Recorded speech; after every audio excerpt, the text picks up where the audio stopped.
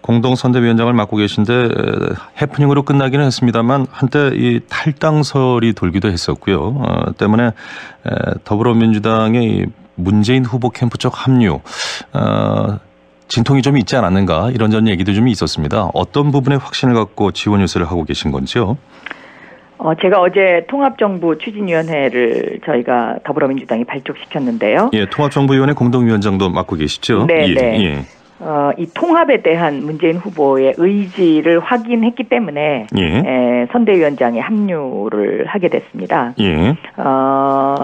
그 문재인 후보에게 이제 그 국가개혁과 관련된 부분의 의지, 그러니까 제가 확인하고 싶었던 것은 과연 문재인 후보가 국민들이 바라는 그 정의로운 대한민국의 국가개혁을 확실하게 할 수 있느냐의 문제 하나고요. 예. 또 국가 개혁을 하면서 국가 통합을 이뤄낼 수 있느냐의 이 두 가지 문제를 정말로 문재인 후보에게 듣고 싶었습니다. 직접적으로. 예. 그랬는데 대화 과정에서 그 국가 개혁에 대한 의지를 확인하고 또 국가 통합에 대한 의지를 확인했습니다. 예. 그런데 이 두 가지 국가 개혁과 국가 통합은 어떻게 보면 또 배치되는 것이다라고 보시는 분들도 있을 수 있습니다. 예. 그런데 저는 국가 개혁을 위해서는 국가 통합이 필요하다라는 그런 어떤 역설이 지금 우리의 현실이라고 생각을 하고 있고요. 예. 또 문재인 후보도 그러한 현실적인 부분에 있어서 충분히 납득을 하셨고 또 그러한 의지의 표현으로 어제 통합정부 추진위원회를 출범시킨 것입니다. 예. 네. 아마도 이번 대선에 가장 중요한 키워드를 꼽으란다면 지금 박 의원께서 말씀하신 국가개혁 그리고 통합 이 두 이슈가 포함이 될 텐데요. 말씀하신 것처럼 개혁과 통합이 꼭 같이 가는 것만은 아닌 것 같습니다. 이를테면 국가개혁을 어떻게 할 것이냐 이 방법론에 있어서 그동안 문재인 후보 측에서는 적폐청산 얘기했던 것 아닙니까? 그렇습니다. 예. 그런데 이 적폐의 그럼 대상은 누구이고 또 네. 방법은 어떻게 할 것인가? 결국 이것이 또 다른 편가르기, 통합을 저해하지 않겠는가? 이런 우려가 있었거든요. 어떻습니까?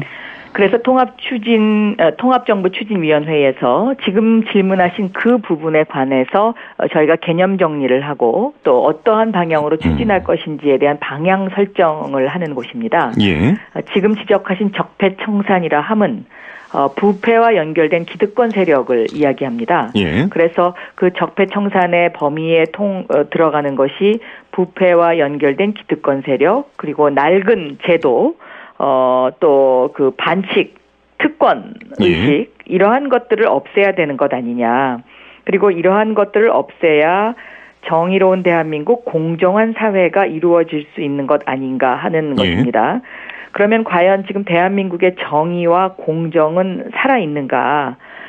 이것이 점점 후퇴하고 있기 때문에 국민들의 80%가 촛불을 들었다라고 저는 보고 있습니다. 예. 그러면 이 정의와 공정은 무엇이냐 과연 이런 만큼 대접받고 또 젊은이들이 자기의 마음속에 있는 꿈을 실현시킬 수 있도록 기회가 골고루 주어지는 것 저는 그렇게 정의하고 싶습니다. 예. 그래서 이러한 정의롭고 공정한 대한민국을 만들기 위해서 문재인 후보와 함께 저희가 통합정부 추진위원회를 만들어서 이 통합정부 추진위원회에서 국가개혁을 이루어 나갈 수 있도록 그 그림을 그리는 작업을 하는 것이고요. 저 개인적으로는 재벌개혁과 검찰개혁을 국회의원이 된 이후부터 지금까지 부르짖어 왔기 때문에 이 재벌개혁과 검찰개혁을 위해서라도 국가통합이 필요하다라고 저는 보고 있는 것입니다.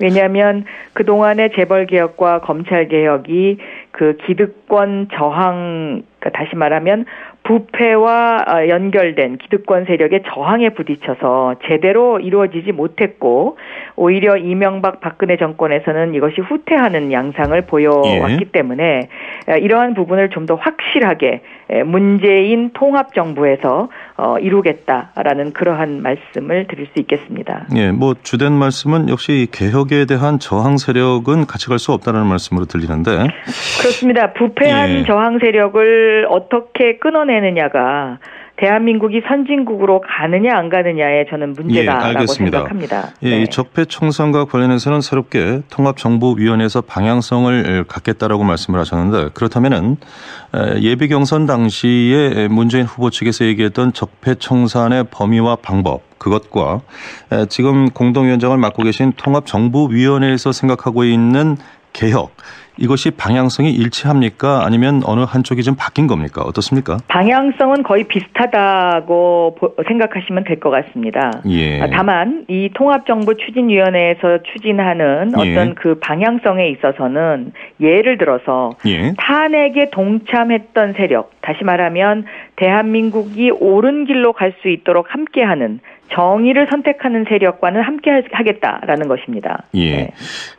문제는 이 대연정이 역시 이제 통합과 어떤 의미에서는 단어는 다르지만 같은 의미와 방향을 담고 있다고 저는 판단을 하고 있는데요.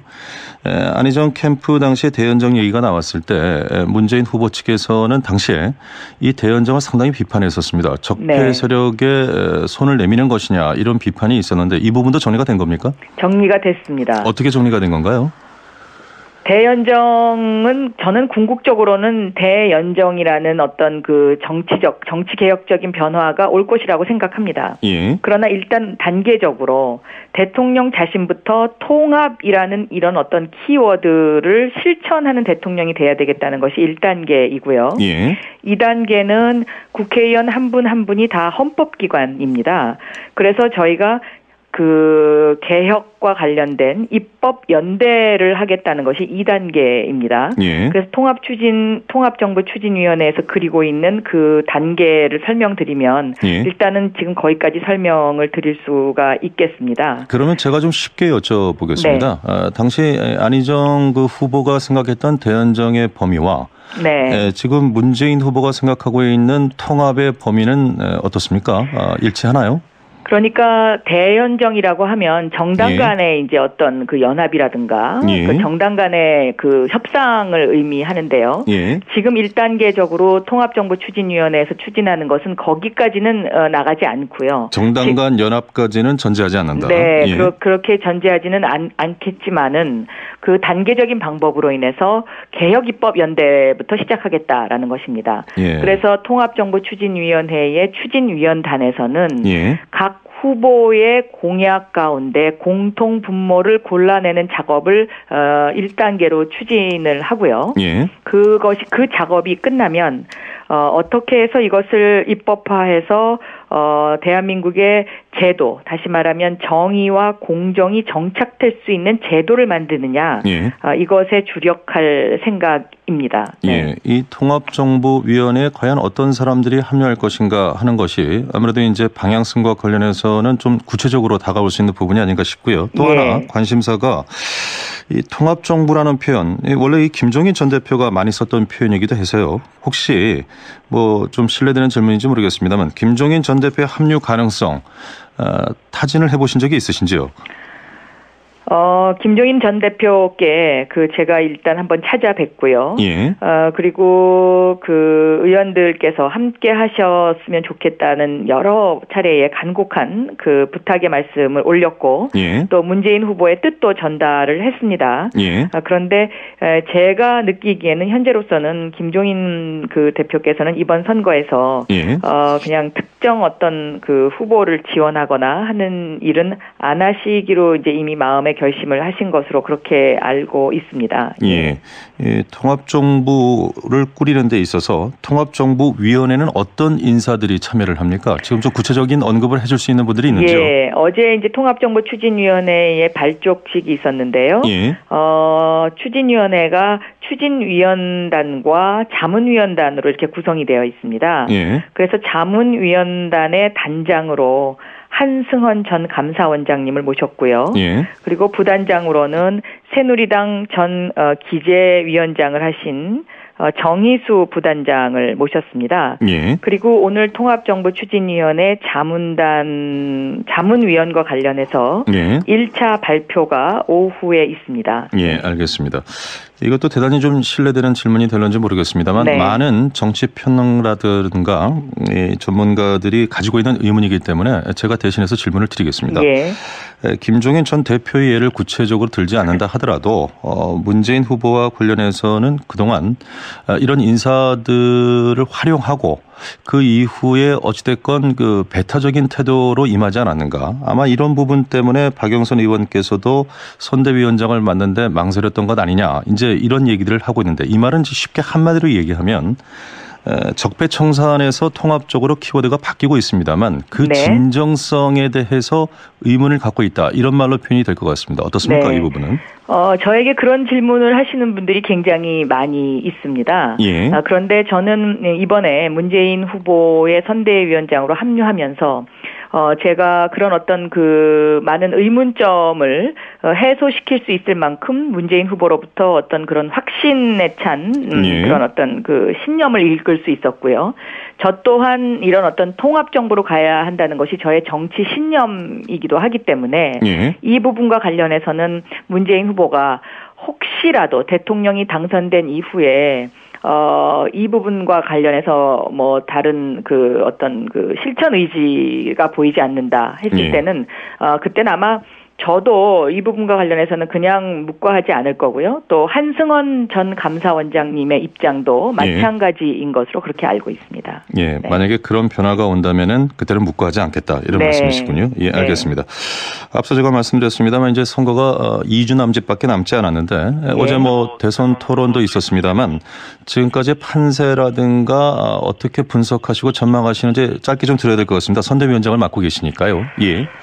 저는 이번 주말을 계기로 해서 문재인 후보가 승기를 완전히 굳혔다 이렇게 생각합니다. 예. 지난 토요일에 있었던 부산 유세를 보면은요, 뭐 경찰 추산 3만 명이니까 아마 더 많이 오셨을 것이라고 생각하는데 예. 부산에 계신 분들이 스스로 김영삼 전 대통령 이후에 처음으로 부산에 이런 인파가 모였다. 그러면서 굉장히 놀라시더라고요. 근데 저도 깜짝 놀랐습니다. 예. 그런 것처럼 저는 이번 주말을 계기로 승기를 잡은 문재인 후보가 앞으로 보름간 국민들로부터 더 신뢰받는 대통령 그리고 통합 대통령으로서의 그런 어떤 신뢰 구축을 계속해서 해나가야 된다라고 생각하고요.